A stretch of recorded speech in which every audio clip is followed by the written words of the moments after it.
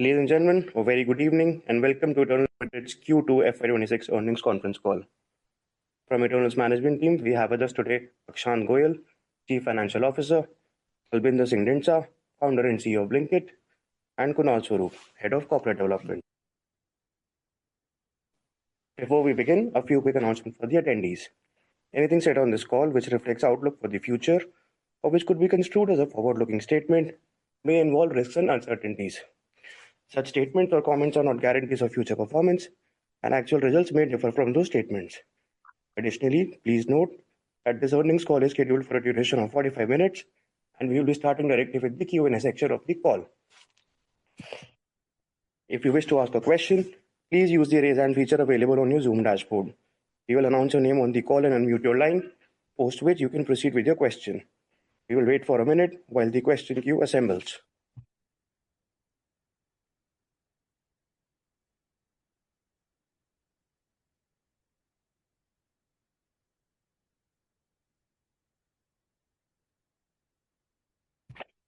The first question is from the line of Garima Mishra from Kotak. Please go ahead. Hi, thank you for the opportunity.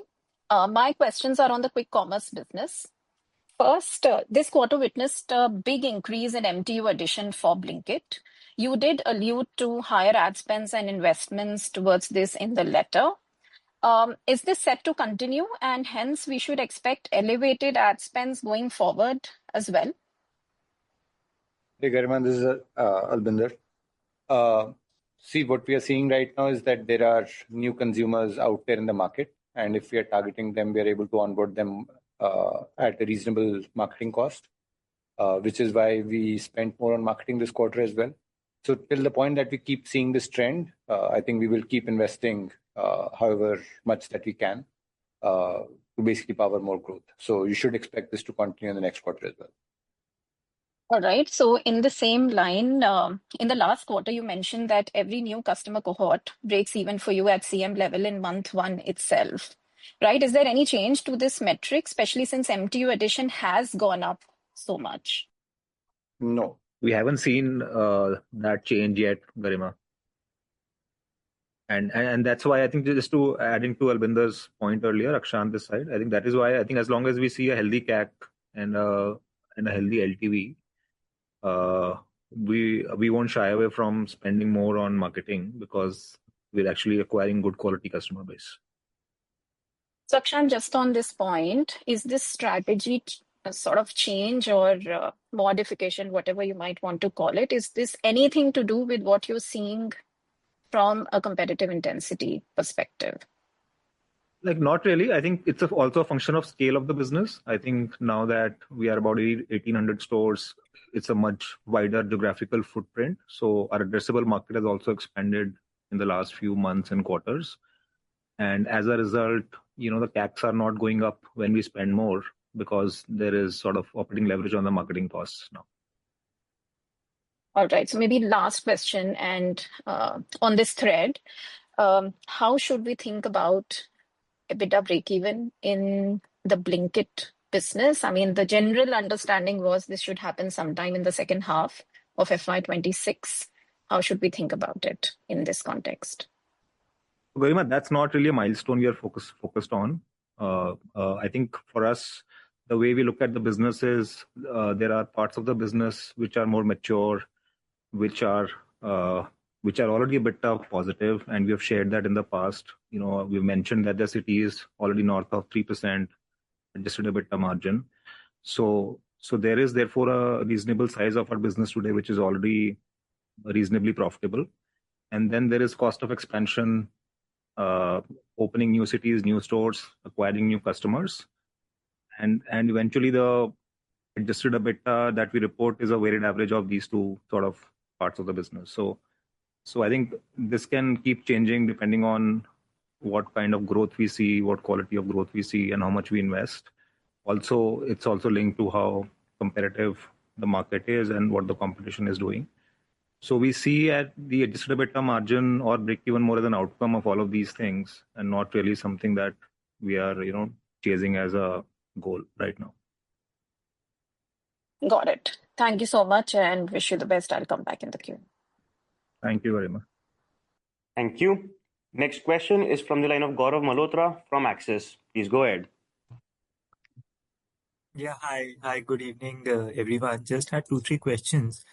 So first, when I see the the NOV to GOV for quick commerce, that has sort of moved up, I think moved down by a couple of percentage points. So is it more of the ongoing festive season and the ongoing those different sales which everyone is doing, or there is an increased competitive pressure which you are seeing right now? Gaurav, it's mostly because of the change in mix of products. So Jazz Quarter has a couple of festivals as well. So we see primarily Rakhi being a big one. So that is one of the reasons that you will see that difference being there. And Gaurav, Okay. just to add, directionally, I think as the share of general merchandise and non-branded products on the platform grows, we are likely to continue to see this trend. And therefore, you can see in our data that we have shared over the past 4 quarters, this metric has sort of consistently come down, which means NOV is a smaller and smaller percentage of GOV, which is also why we have highlighted that we believe NOV is a more relevant metric to track versus GOV. Got it. Now, just following up on what Garima said and sort of linking it up with the 3,000 store, you have now given us, why when you want to sort of go to that number. So, is the higher marketing spend happening in the existing cities, or because now you will be going to cities where there is no one else, right? So, or the marketing spend is more sort of skewed towards those newer markets and geographies. See, the marketing spend is still skewed towards the larger cities because we also have significant amount of non-serviceable area in the existing larger cities, and that's where the larger volume of the business is.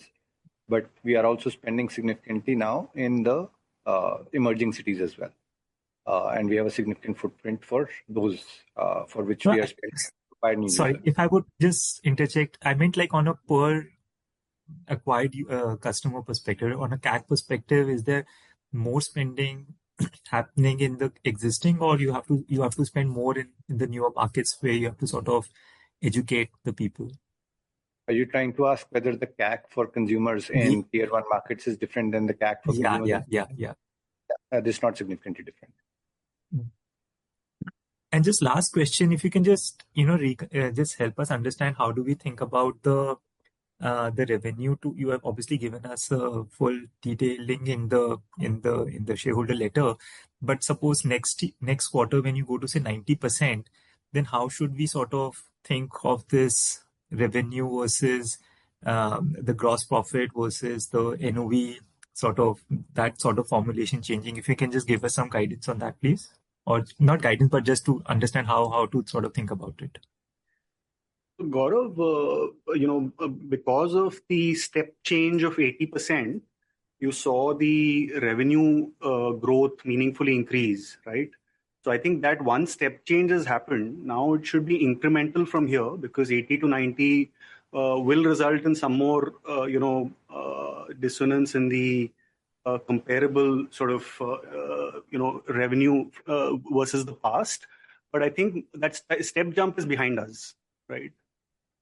If that was your question. Yeah. And just last question, if I may. So the remaining 10% inventory would be what? It will be like those higher ASP products or the low sort of frequency selling products? Or how do we think about the last 10% which you don't want to sort of shift to inventory? We still have sellers on the platform which are selling different products that we feel that the model is better for those products on a seller-driven model. And also, the sellers also prefer that they would stay on that model. So I think that's the difference which we will see. So it is to what Kunal was saying. If you're trying to estimate the percentage of NOV which comes across as margin, I think that is going to be more impacted by mix change going forward rather than the change in the percentage of business which is on inventory versus not on inventory. Got it. Thank you so much. Thank you. Next question is from the line of Nikhil Chaudhary from Nuvama. Please go ahead. Hey, Thanks for the opportunity. My first question is on food delivery. Last quarter, we called out that we'll focus on driving growth and profitability will remain constant. But this quarter, what we have seen that profitability actually improved while growth pickup is limited. So just wanted to understand, was there is some change in strategy or the elasticity of, let's say, additional spend is not leading to higher growth? So Nikhil, hi. So I think the main delta here is increase in platform fee that happened in the middle of the quarter, which we did not anticipate or estimate at the beginning of the quarter when we declared the last quarter's result. And our increase in platform fee was more a reaction to what our competitor did. So I think that's why you see the growth in margin versus our earlier guidance of margin perhaps remaining flat. No, I understand that part. The point, what I want to understand, let's say if you would have invested those additional earning to acquire more user or gain more market share, we could have done that, right? So rather than, let's say, absorbing or letting the profitability flow through, that's what we choose to do rather than focusing on growth. So that's the decision I want to understand. Yeah. So I think the decision on how much to invest for growth is a function of what kind of customer acquisition cost or reactivation cost for dormant users that we see, right? So it's more driven by that rather than a specific P&L budget. And till the time these costs are reasonable and they make sense from a long-term LTV return perspective, payback perspective, I think we would naturally prefer to spend and grow the business. But we have to stop at a point where these numbers don't make any sense anymore, right? And typically that's the zone, that's the sort of threshold line that we operate with, irrespective of how much budget or P&L room we have to spend on growth. I hope that answers your question. Got it. Yeah. Fair enough. The second one on Blinkit side, I think what you have called out that higher marketing spend is because of larger size. So is it fair to assume that this kind of elevated marketing compared to previous quarter will continue in future quarter as well? Yes, at least likely in the near term, and that's what Albinder mentioned in response to a previous question, that we do expect these levels to continue at least for now. And it has no implication from higher competitive intensity, I assume, right? Yeah, that's another variable, and we are assuming that to remain constant when we give this guidance. I mean, if that changes meaningfully in one way or the other, then this outlook can change. Got it. That's it from my side. Thank you. Thank you, Nikhil. Thank you. Next question is from the line of Aditya Soman from CLSA. Please go ahead. Yeah, hi. Good evening. So two questions. Firstly, on Blinkit. So you indicated that you've sort of plowed back some of the incremental contribution, if you were to call it that, or incremental profitability back into marketing spend. And would it also be fair to assume that some of it has gone into price as well to make your products more attractive or make the products on the platform? Yeah. Yes, that was the first point in one of the answers. The question 7.1, essentially, that's what we mean there. Absolutely. So then when I see the difference in obviously contribution per order has improved, but EBITDA per order hasn't. So that would be just a function of marketing spends and the gap between those two. It is an interplay between some gains in operating leverage and increased marketing spends. Yes. Understand. Very clear. No, that was on Blinkit. And second question on District. Any sort of guidance on how you see the trajectory for sort of contribution or profitability playing out in District, and how we should think of growth and profitability for that business? So Aditya, I think we should expect growth to be around the current levels of around 30% year on year. I think that is what we are expecting right now, and profitability in percentage terms should improve. But I think, as we mentioned also in question 11, we expect the absolute losses to sort of remain range bound around the current levels. Fair enough. So around whatever 60-70 crores of losses and continue under 30% growth trajectory, even in this current quarter, right, where the base I'm presuming is tough, given that you have, I'm assuming it's an important quarter for that business. It's possible, but I think our guidance is more at a maybe annual level, because quarterly there can be seasonality on some of these events and concerts and movie releases, or let's say IPL event and so on. So there is a lot of seasonality in this business, and a couple of weeks of swings can lead to one quarter not doing well versus same quarter last year. But I think what we are trying to guide is more year-on-year growth than quarter-on-quarter. So yeah, I think that's yeah. Fair enough. No, that's very clear. That's it from me. Thanks. Thank you. Next question is from the line of Ankur Rudra from JP Morgan. Please go ahead.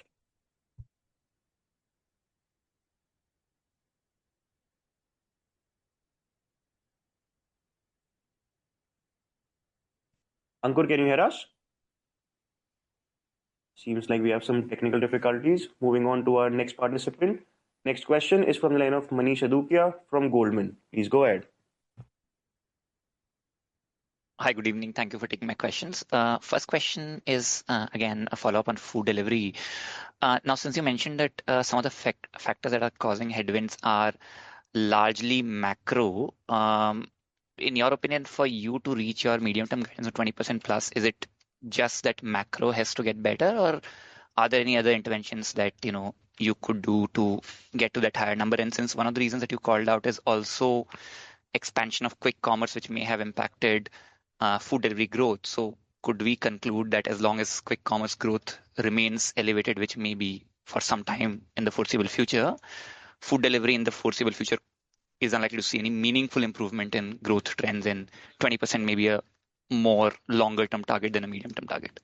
That's right, Manish. I think that's how I would also characterize where the current situation. I think in terms of your first part of the question, whether we're totally macro dependent or can we do something else for the growth. I think we and it's not like I think that those attempts to expand the market have not been done in the past, but I think the headwinds have been strong, including the soft discretionary demand in India in the last few months. But I think from our side, we'll continue to focus on creating newer use cases to order food from restaurants, and hope that the macro environment improves, which will bring the growth back in the business to the levels that we think it should grow at. Sure. Thanks, Akshant. And sorry to push you on this one, but why keep that 20% plus guidance? Like, why not make it like 15% plus? I'm just trying to think that what gives you confidence that this is a 20% plus market and not a 15% market, or like a whatever low teens or mid teens market? I mean, so guidance guidance cannot be always close to the current growth levels, right? Then it's not really a guidance. So the reality is the current growth rate number, which is around 15%. But whether you give a guidance of 10% or 20%, you will have no basis for that, right? It's a judgment call. And I think in the last letter, we did say that this financial year, we are unlikely to be at 20%, and we're expecting a 15% sort of year-on-year growth. But longer term, our view on 20% remains as of now. And if that changes, we'll communicate, but that's where we are right now.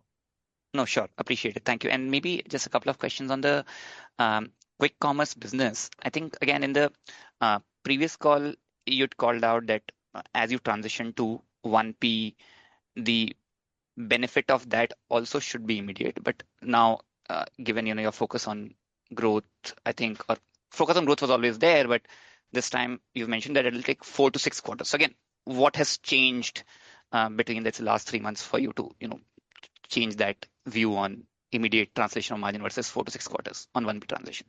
So what we mean by 4 to 6 quarters is the time frame to fully realize it, right? What we meant last time, and maybe we can clarify if there was a confusion, is that the realization of the margin gains will start happening immediately, which has happened even in this quarter. Right. But the overall margin accretion of 1% will take some while, right? Because it requires you to negotiate with brands. We are signing contracts directly with brands, and that process cannot happen at one shot, right? So, right, very clear. A follow-on on that, I mean, your gross margin, 300 basis points of expansion in the QC business, and I think contribution about 70. So that what you explained in the shareholder letter, that incremental 230 basis points of cost was all linked to the first mile bit and some bit of, let's say, gross differential, I don't know, in mix, etc. Just if you can explain that differential as to what drove that 230 basis point incremental cost. Was it all first mile or was it something else there as well? No, so the entire margin expansion is not just on account of this business model change, right? So there is actually a meaningful margin expansion outside of that also. So right now, I would say, therefore, in with respect to this 3 percentage point top line, the gross profit increase, the cost side increase is on account of the supply chain costs that were moved from the sellers to us, right? And so we're not giving a split of how much of the contribution margin gain is because of the business model change and how much is because of other efficiency and operating leverage. But I think that's what I wanted to highlight, that it's a combination of both. Thank you so much. Last question from me. Of course, like overall growth profile of the business, especially on the quick commerce side, continues to be extremely strong. If you can, and I know you've shared this data in the past, you can give us some color as to, let's say, your most penetrated or mature city, what is the growth looking like there? Would just help us build confidence as we think about next couple of years, because your store rollouts will aid overall growth, but would love to understand how maybe your top 1 or 2 mature cities are doing in terms of growth. Manish, we do keep sharing these data points from time to time, and what I can say right now is I think nothing material has changed for us to highlight at this point. So if you had good confidence on the business last quarter, I think that should continue. Thanks a lot. All the best. Thank you. Next question is from the line of Swapnil Potduke from JM Financial. Please go ahead. Hi, thanks for the opportunity. I have 2 or 3 questions. First on your store expansion strategy and related to that. So obviously you have mentioned that you plan to you plan to operate around 2,100 stores by the December quarter and 3,000 by March 2027. Now, if I were to just extrapolate that and ask you, what would happen to your NOE growth? Because you had earlier guided for 100% NOE GOE growth this year. But the kind of accelerated investments that you're doing on store side, will it be fair to assume that we could be at a very, if not 100%, but close to 100% kind of a growth rate on NOE in FY27 as well? Yeah, yes, Swapnil, I agree. I think currently, if you look at the growth rate, it's much higher than 137%. So I do expect, therefore, the year-on-year growth to remain above 100% for the next 1 or 2 years at least. Got it. And the second question is with respect to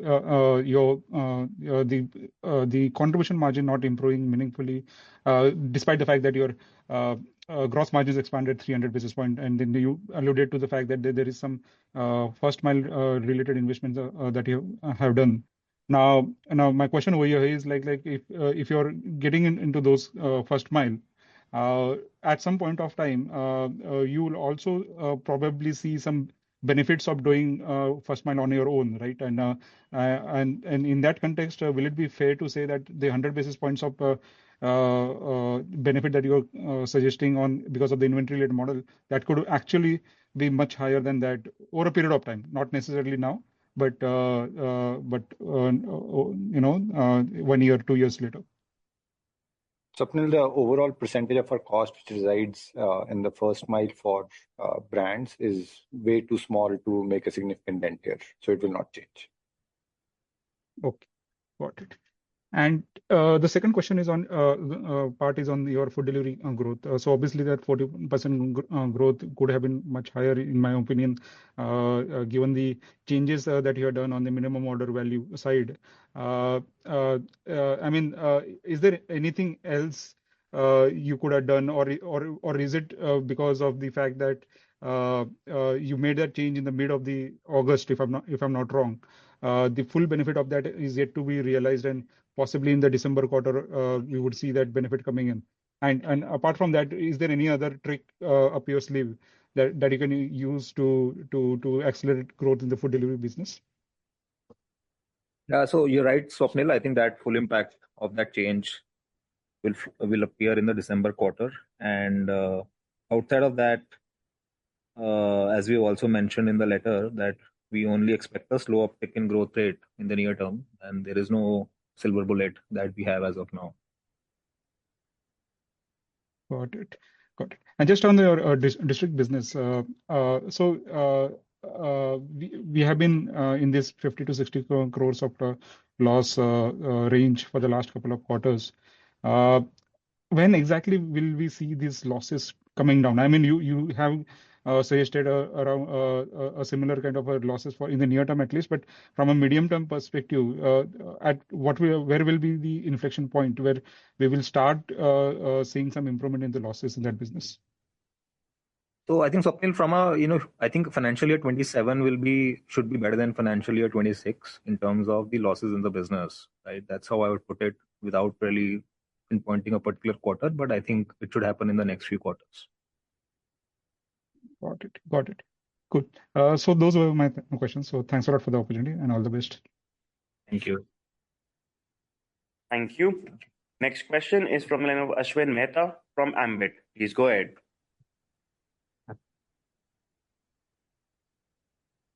Yeah, hi. Thanks for the opportunity. Just one question. So Akshant, we've added almost 1,200 odd dark stores over the last year. Any sense that we can give either over the last 2 quarters or last 4 quarters in terms of where these dark store additions have happened, whether it's been, what's the proportion towards tier 1, tier 2, tier 3? And is the skew towards, say, tier 2, tier 3 increasing in the recent times? Ashwin, so I think majority, more than 75% of our store addition continues to be in the top 10 cities, right? And while the number of city count seems to be exploding, but number of stores in these long tail cities are really small, right? So majority of the business and the success of the business is still linked to how well we do in the top 8 to 10 cities, and that remains the focus. Okay. So do you envisage as you possibly densify some of these tail cities as well, that the middle mile or the warehousing related expenses also start to kick in at this point in time? If we are just kind of testing waters here, then maybe that is on a lower keel at this point in time. Would that be a fair assessment? Not really, Ashwin, because most of these tail cities are being serviced by warehouses which are also serving large cities, right? So there have been only very few locations or states where we did not have that backend and where we had to open a cluster, a bunch of cities, and then a warehouse to service them.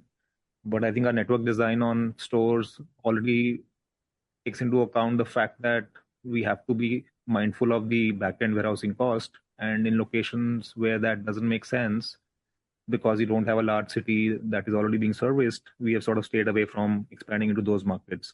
So therefore, I think the cost of expansion into these tail cities is not very high at this point in time for us from a back-end supply chain cost perspective.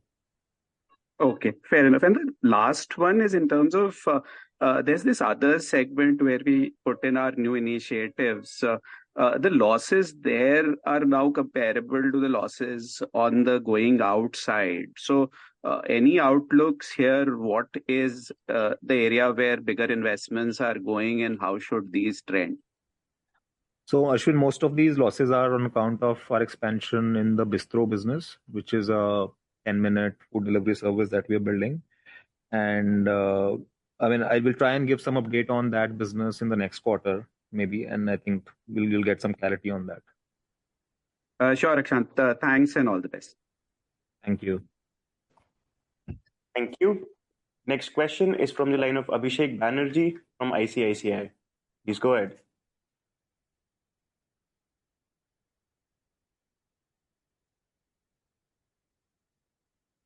Hi, sir. Thanks for the opportunity. My first question is with regards to the new MTU additions which have happened in this quarter. You mentioned that you've gotten some, high quality customers. So are these new customers into the segment or are they coming from one of your competitors? I think, Abhishek, it's hard for us to clearly demarcate where the new customers are coming from. We just know whether they're new to platform or not.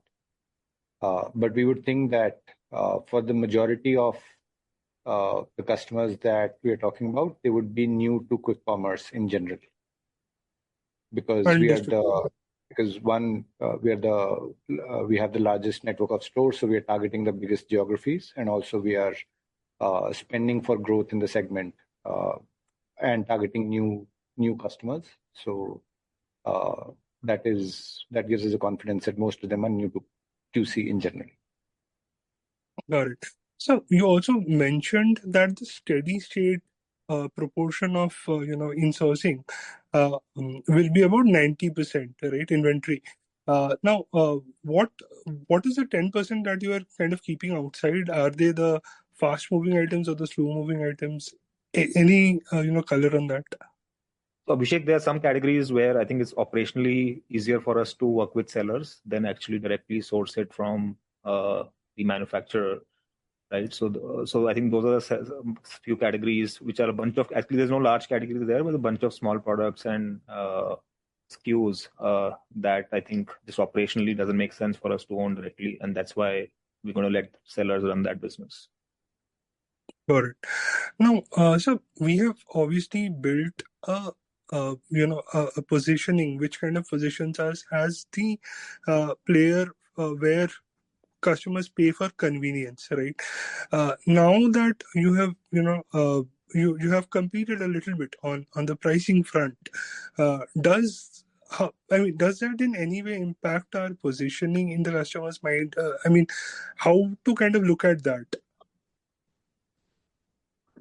Abhishek, I think our positioning is that we want to be a customer-first organization and do what is in the best interest of the customer. I think as we get larger and we get more efficiency benefits, what we would continue to do is also give our customers the confidence that Blinkit will also be the best price platform for them, right? Which basically means we have to run our operations a lot more efficiently. We have to pass those benefits on to the customer, and we think that that is the right thing to do for our customers. So we don't think of it as positioning it one way or the other, right? We are customers willing to pay us a convenience fee because they value the service that we provide. And part of the value that we also want to provide them so that they continue to value us even more is the confidence that we're also the platform which gives them the best access to products at the best possible prices. Understood. So this is very helpful, and just kind of reiterating a point which some of the fellow participants also raised before this. If you can provide some color on the large cities and the smaller cities in terms of AOV, etc., that would be highly appreciated. Abhishek, it's not that different, I would say. We mentioned last time, I think the AOVs are not very different. The margins may be slightly lower in smaller cities as of now, but that's also because they don't have that kind of assortment that we are able to provide in larger cities in most cases. So I think that's all that we want to share at this point. But we'll try and see if we can include more details in the future shareholder letters. Understood. And finally, one last question on the food part of the business. Are we seeing a sequential improvement here beyond what we have seen in the last quarter? So, as in, are we less upbeat on the recovery here, which is what the shareholder letter kind of gives the impression. So, just trying to understand that a little more. Yeah, Abhishek, I think we have said that we expect a slow uptick in growth rate, but we do expect that growth rate will keep going up from here. Fair enough, sir. Thank you so much, sir. Appreciate it. Thank you. Next question is from the line of Vijay Jain from Citigroup. Please go ahead. Yeah, hi. Thank you for the opportunity. My first question is, the take rate commentary that you have, the 300 bips QQ, some part, maybe nearly half, seems to be coming from that first mile change. I wanted to understand if the majority of the rest came from advertising. There has been a lot of industry commentary recently, around FMCG companies significantly raising advertising budgets on QC. And I'm just wondering if that is true and if you've reinvested those advertising revenues into customer acquisitions. Is that a reasonably accurate way of looking at this? So, Vijit, I think what we are saying is that a large part of this 3 percentage point increase is on account of business model change. Right. However, Yeah. business model change is also leading to the cost going up. And Hmm. first increase in first mile cost is only a part of the reason of the cost going up, right? So when we move this business from sellers to directly on our platform, the bunch of supply chain cost, which includes first mile cost, went up, and hence that entire gain on the top line margin because of the model change will not flow through to the contribution margin, right? Which is also consistent with Right. what mentioned in the Of past, course. that the Right. net gain Hmm. or net flow through eventually should be 1%, part of which we Hmm. have realized this quarter, and the balance will, I think, keep flowing through over the next 4-5 quarters, right? So I think, so just to be clear, this is the position on the impact of business model change on the top line and the margin. Outside of that, I think we haven't seen any major bump in ad revenue in the last quarter, right? Which we want to talk about in sort of business as usual on that front. Okay, got it. And my second question is, in question 7.1, you said that, the QC marketing spends went up 4x YOY, and I think 40% QQ. And obviously your user growth has also been pretty high, I think 2.3x, 25% quarter on quarter. So my question, I suppose, is when you say that your marketing spend will remain elevated, is that going to be proportionate to new user additions, or are you having to see incrementally as well some spends for retention work as well? It's mostly new user acquisition, Vijay. Correct. So in that sense, if you add another 3 or 4 million, let's say, users in Q3, the absolute spend on marketing, just goes up, commensurate with, what you've seen in Q2 versus Q1. Is that accurate? Ideally, there should be some operating leverage there. Yeah. Right. Got it. And my second question is, in terms of these store additions that you're doing, right, 250 odd stores that you say, you'll add in 3Q, and then pretty similar, maybe 200 average beyond that. Should we think about this as, from here on, pretty steady, or will there be some spurts here and there? I mean, I'm just trying to understand if you're looking at it in terms of specific spurts or just a steady cadence based on plans you've made. I think it's very dependent on what we learn over the next few months as well. This is our current view, right? But if we find opportunity to grow even rapidly, we have a store opening in which can possibly open a lot more stores every quarter as well, and we will take that opportunity. Got it. And my last question, the costs related to the inventory model change that you mentioned, right? So are they all mostly above gross profits line, or rather above contribution line, or is there some additional costs between CM and adjusted EBITDA as well in quick commerce? Everything is above CM. Got it. Thank you. Those are my questions. Thank you. Ladies and gentlemen, in the interest of time, we will now take the last 1 to 2 questions. The next question is from the line of Manish Podar from Invesco. Please go ahead. Yeah. Hi. Thanks for taking my question. And first of all, Akshant and team, I think a great job in terms of executing on a lot of variables. As customers, we don't see the difference in terms of delivery when you would have migrated 80% or 90% of the system. I think it's a great job on that front. I just have 3 questions. So the first one is, any idea you would have on the quick commerce side of the business? Let's say, now, how would your market share be versus, let's say, 3 or 6 months back on NOV basis, then versus now? Hi, Manish. Thank you. So, yeah, like we do internally have a sense on market share. We do try and track it basis some sampling data that we do. But we're not sure about it because all our competitors are private companies. So I would not want to conjecture on, therefore, numbers around market share unless they're public. Okay.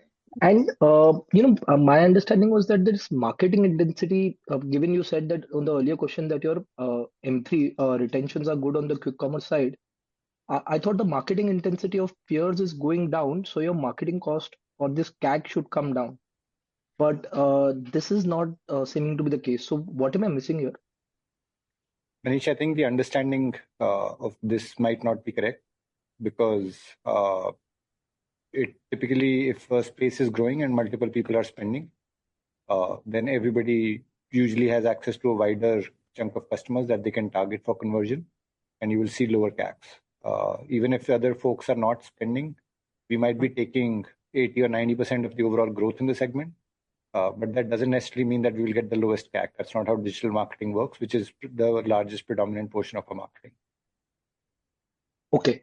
And the final bit, let's say, so Akshan, let's say this 3,000 store target, let's say by next year, how should we think about, store, reach, let's say, 2, 3, 4 years out, let's say, if I had to think about it, how should one think of it from that lens? I'm just trying to think, let's say, generally FMCG companies have, thereabouts 8 to 9 million outlets. Even if you think about, let's say, when we think about direct reach for a lot of FMCG companies, that's about 1.5, 2 million outlets. Some companies also do 3 million outlets. I'm just trying to think, how should we think of this 3,000 number, let's say 2 years out or 3 years out? I think currently our viewpoint is that our current geographical footprint helps us cover about 20% of the overall targetable retail market that we are looking at, right? Of course, we are looking at a geographic footprint, not at a store level footprint, right? And we believe that most of the profits and the high quality profits that we can target reside maybe in the top 40% of the targetable market. So I think that's where we are. But even with this 20%, I think we don't have the kind of coverage that that would help us to cover the entire geography. We've just gone and put a single store in a city like Asansol. We'll have to let it mature, see where that market goes. And if it goes in the same proportion of population and GDP per capita that some of the larger cities have gone, then of course that city has a potential to be like, multiple times bigger than where it currently is. But that is something we will only take a call on once we have the proof point. So we want to be conservative in this expansion because our cost of supply chain expansion, building the footprint, going deeper into those locations, making a lot more products available is substantial. So we will take a call on this once we have more and better information. But then just Akshant, if I had to just think about it, when you're thinking about, let's say, 1,000 stores, let's say in the next 15 months, post December, I'm just trying to think, can this 1,000, is that just a number and then probably 6 months out you realize that, you want to do 2,000. So you might actually do 2,000 also. Because I'm just trying to think if the product fitment is right, balance sheet cash is there, there's an opportunity which is seeming to be in place, given what you mentioned on the earlier questions on unit economics in tier 1 and tier 2. Then I'm just trying to think, how do you think about 1,000 stores? I'm just trying to think how does that number come across? Why can't it be 2,000 or 1,500? I'm just trying to gauge your mind just on that perspective. Yeah. No, so I think you're right. I think, we are also early in the business, so we'll respond to what we learn as we go along. I think this size, it's very clear to all of us that the opportunity is large, right? But how large it is still unknown. It's a function of like how many categories become big in quick commerce. It's a function of how the business shapes up in the smaller cities. And as far as the pace of expansion is concerned, it's also a function of the bandwidth and prioritization that we do internally, right? So there may be a situation when, yes, the market is looking big and we have an opportunity to expand and we have the cash, but we can take a call to prioritize, let's say, efficiency improvement and so that the cost of expansion or the profits we get from expansion goes up, right? So I think the multiple dynamics at play in terms of choosing the pace of expansion. And I would say because of that, we've been slightly conservative right now in our guidance in terms of timeline of getting to 3,000, so that we have some room to actually make changes to how we want to grow if we have to. Akshan, can I squeeze in one more if that's fine? Yeah, sure. So if I had to just think about, let's say, inventory, let's say, SKUs available, how many SKUs would be available, let's say, in a city, let's say like Bombay or Delhi versus, let's say, a tier two city, and is let's say the hero SKUs or the core cohort materially different? I'm just trying to think in terms of adoption of these categories in these cities is what I'm trying to think of. I understand probably shorter on time on a call, but I'm just trying to get some glimpse of that. Manish, so obviously, when we think of tier 2 and tier 3 cities, the availability of assortment to customers is multiple times lower than the larger cities. The primary reason for that is that the supply chain depth needed to make those products available is not there, and we have to build it from scratch. And that's a process which we are going through. And we have found reasonable success doing it so far, but you can be assured that that number is multiple times lower than what it is in a Delhi or Bombay or Bangalore. A tier 3 city would not even be close to the overall number of SKUs there. Got it. Great, guys. Thank you and happy Diwali. Thank you, Manish. Happy Diwali to all of you. Thank you, guys. We will now conclude this conference call. Thank you for joining us, and you may now disconnect your lines. If you found this video helpful, please like, share, and subscribe to Concall India for latest upcoming Concall.